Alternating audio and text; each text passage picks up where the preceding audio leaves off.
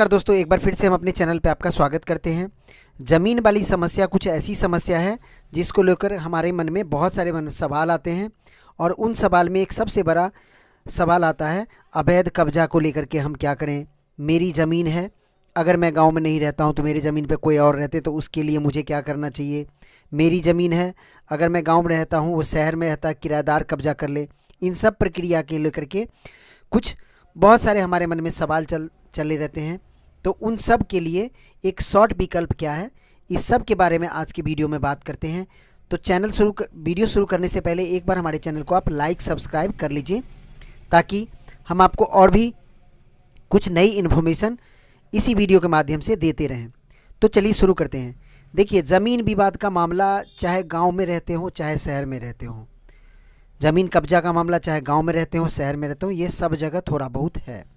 और बहुत सारे लोग ऐसे हैं जो कमज़ोर होते हैं, उनका अक्सर देखा गया है, जो वहाँ पे दबंग लोग हैं वो उनके ज़मीन को किसी न किसी बहाने से कब्जा कर लेते हैं और उसके बाद कह देते हैं कि ये ज़मीन अमुक आदमी ने मुझे बेच दिया। जैसे कि बताया जाता है कि उनका ज़मीन कब्जा कर लिया, फिर उसके बाद बता देते हैं उनके घर में कि आपके पिताजी ने ये ज़मीन हमें बेच लिया, जबकि ऐसा नहीं होता है। तो इस सब ज़मीन को कैसे ठीक करेंगे, इस सब के बारे में हम आपको विस्तार से बताते हैं।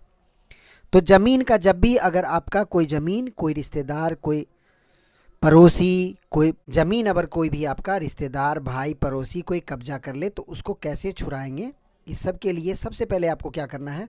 ज़मीन वाला कोई भी मामला हो तो सबसे पहले आपको उस ज़मीन की, जिस ज़मीन के बारे में आप कहना चाहते हैं, उस ज़मीन का सबसे पहले आप अपना पेपर निकलवाएं।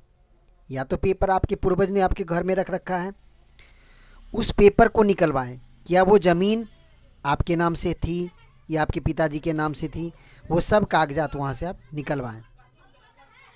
वो ज़मीन निकलवाने के बाद, पेपर निकलवाने के बाद आपको क्या करना है, अगर आपके वो ज़मीन आपके नाम से है, पिताजी के नाम से है, तो आपका वंशावली होगा वो आप बनवा लें। उसके बाद उस ज़मीन का खाता नंबर, खेसरा नंबर आप अमीन से पता कर लें।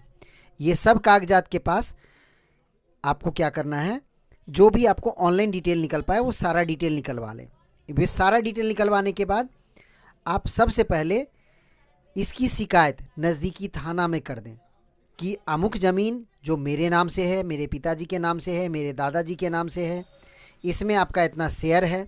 और आपसी बंटवारा, जो आपका ज़मीन, अगर आपका ज़मीन 10 धूर है तो 10 धूर में अगर आप 5 भाई, आपके पिताजी थे, आपके दादाजी 5 भाई थे, तो उसमें आपका 1 धूर होगा। वो 1 धूर ज़मीन का वो अपना पेपर बनवाएं और उस पेपर बनवा कर, जो भी आपका 1 धूर का, वो सारा डॉक्यूमेंट लेकर के आप थाने में शिकायत करें। अपने जो ब्लॉक है, जिला स्तरीय जो लोक शिकायत कार्यालय है, वहाँ जाकर के जमा करें। ये मैं बिहार की बात कर रहा हूँ। अगर दूसरे राज्य में रहते हैं, दूसरे ज़िला में रहते हैं, तो वहाँ की ज़िला की लोक शिकायत कार्यालय एक होती है, या जन शिकायत कार्यालय होती है, या जन सुनवाई कार्यालय होती है। वहाँ पे आप इसकी शिकायत सबसे पहले ज़रूर करें। उसके बाद कुछ मामला निपटता है तो ठीक है, नहीं तो इसके बाद आप नज़दीकी थाना में शिकायत करें। जो आपका थाना पड़ता है, जो पुलिस स्टेशन आपका पड़ता है, वहाँ इसका एक लिखित शिकायत करें।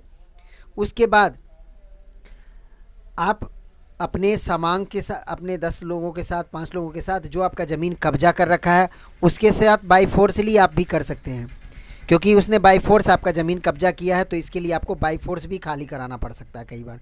तो वहाँ आप बल का भी इस्तेमाल कर सकते हैं, क्योंकि सुप्रीम कोर्ट ने कुछ दिन पहले इस चीज़ को कहा है कि अगर आपका ज़मीन कोई अवैध रूप से कब्जा कर लेता है तो सबसे पहले आप इसकी शिकायत थाना में करें। अगर थानेदार कोई तरह का एक्शन नहीं लेता है, अगर आपके पास ज़मीन का कागजात है, उसके बाद भी थानेदार, अगर थाना प्रभारी या थाना से कोई भी अधिकारी है, अगर इस पर कार्रवाई नहीं करता है, तो आप बलपूर्वक भी उसको खाली करवा सकते हैं। और तब बात आती है कोर्ट के मामला का, क्योंकि देखिए, कोर्ट में मामला जब आप कोई भी दे देते हैं तो कोर्ट के मामला के बाद क्या होता है, जब तक कोर्ट में मामला है, विचाराधीन है, लंबित है, पेंडिंग है, तब तक आप कुछ और प्रक्रिया नहीं कर सकते हैं। ये प्रक्रिया तब है जब आपका मामला थाना में था, थानेदार ने कुछ नहीं किया।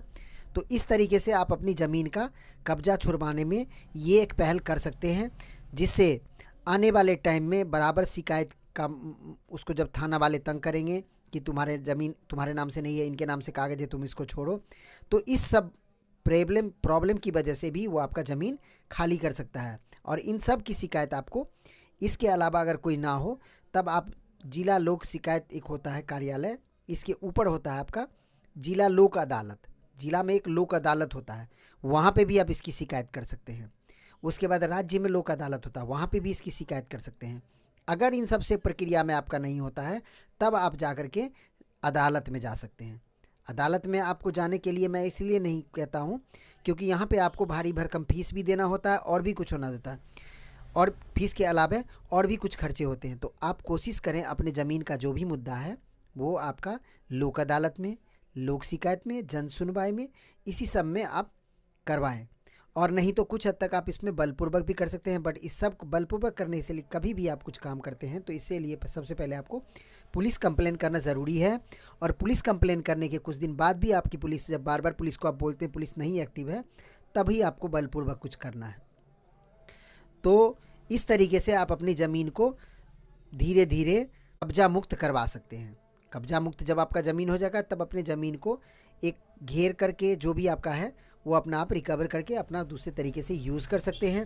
नहीं तो वो ज़मीन आप दूसरे को बेच के भी, किसी कोई दबंग है उसको भी आप ज़मीन बेच करके यहाँ से फ्री हो सकते हैं। अगर आपके पास कागज़ है तो उसके बिहाफ पर आप किसी को बेच भी सकते हैं। तो जो दबंग होगा वो ख़रीद लेगा, क्योंकि उसको तो पता है कि मैं इसको खाली करवा लूँगा। तो इसलिए कभी भी उलझन से बचें और झंझट से तो बिल्कुल बचें, बट अपना ज़मीन कब्जा मुक्त ज़रूर करवाएं। और इसके लिए जो मुझसे बेहतर समझ में आया वो मैंने आपको बताया है। अगर आपको वीडियो अच्छी लगी तो